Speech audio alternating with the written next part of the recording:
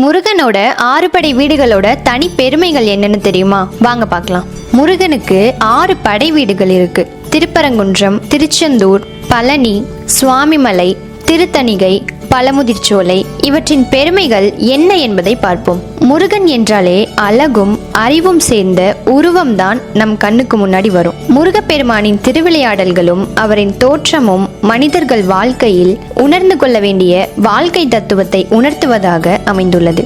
6 படை வீடுகளை கொண்ட முருகப்பெருமானுக்கு அதன் ஒவ்வொரு படை வீடும் ஒவ்வொரு தனி சிறப்புகளை கொண்டுள்ளது.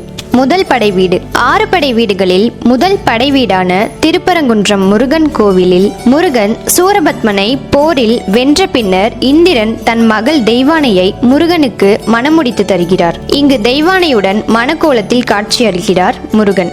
இரண்டாம் படை வீடு.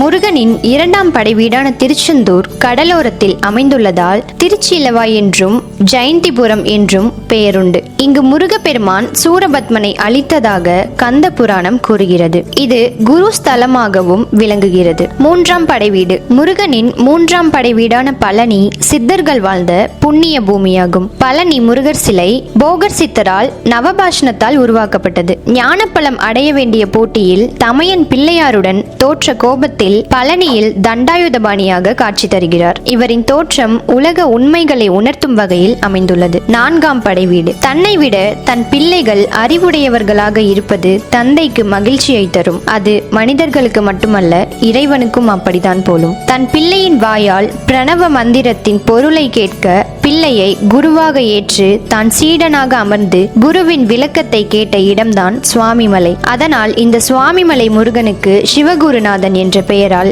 வணங்கப்பட்டு வருகின்றனர். 5ஆம் படை வீடு. திருச்செந்தூரில் சூரனை வதம் செய்த முருகன் திருத்தணிக்கு சென்று தன் கோபத்தை தணித்து கொண்டு சாந்தமானதால் தணிகை என்று இந்த ஊருக்கு பெயர் வந்தது. மேலும் வேடர் குலத்தில் பிறந்த வள்ளியை அண்ணன் கணேசனின் உதவியுடன் காதல் திருமணம் செய்து கொண்ட இடம்தான் திருத்தணிகையாகும். 6வது படை வீடு.